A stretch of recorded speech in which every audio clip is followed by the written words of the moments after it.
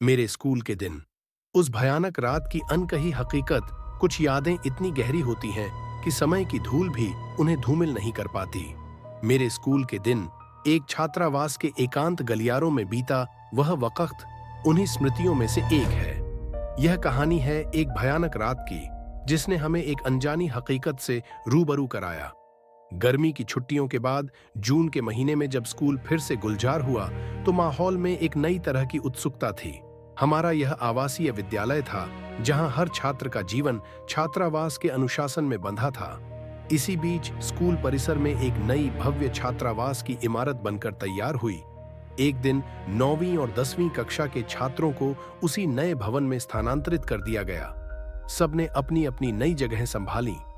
उस रात देर तक गपशप का दौर चला। नए कमरे की बातें, भविष्य के सपने और कुछ अनजानी सी घबराहट भी। आखिरकार एक एक करके सभी अपनी अपनी चारपाई पर सो गए। पर रोहित को नींद से ज्यादा किताबों से प्रेम था। वह देर रात तक पढ़ाई में जुटा रहा। घड़ी की सुइयां लगभग 1:30 का आंकड़ा छू चुकी थीं, जब उसने थककर हार मान ली और लेटने का फैसला किया। उसका बिस्तर बिल्कुल खिड़की से सटा हुआ था और उस खिड़की का कांच कहीं टूटा हुआ था। एक छोटा सा छेद, जिससे बाहर की स्याह हवा अंदर झांक रही थी। नई जगह होने के कारण उसे नींद आने में काफी देर लगी। आखिरकार उसकी आंखें बस बंद ही हुई थीं कि उसे लगा किसी ने उसका कंबल हल्के से खींचा है। उसने आधी नींद में ही बिना आंखें खोले अपने हाथों से कंबल वापस अपनी ओर सरका लिया। थोड़ी देर बाद उसे फिर वही एहसास हुआ, कंबल खींचने का।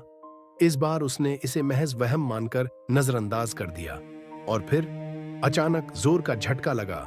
उसका कंबल पूरी ताकत से खींचकर फेंक दिया गया और उसी क्षण उस टूटे कांच की खिड़की के पास से एक भयानक विभत्स हंसी की आवाज गूंज उठी। वह हंसी इतनी डरावनी थी कि रोहित के रोंगटे खड़े हो गए। रोहित के मुंह से जोरदार चीख निकली, लेकिन डर के मारे उसकी आवाज बैठ गई। केवल एक दबी हुई कराहट ही निकल पाई।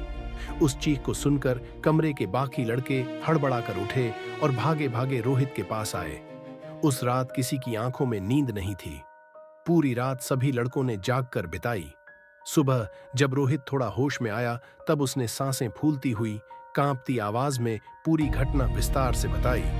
इस घटना के 2 दिन बाद छात्रावास में एक शांति और शुद्धिकरण के लिए एक पूजा का आयोजन किया गया।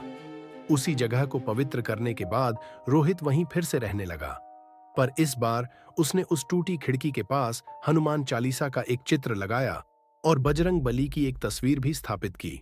यह घटना हमें आज भी याद दिलाती है कि जीवन के हर नए अध्याय में कुछ कहानियां अनसुलझी रह जाती हैं, कुछ भय जो केवल हिम्मत और आस्था से ही शांत होते हैं।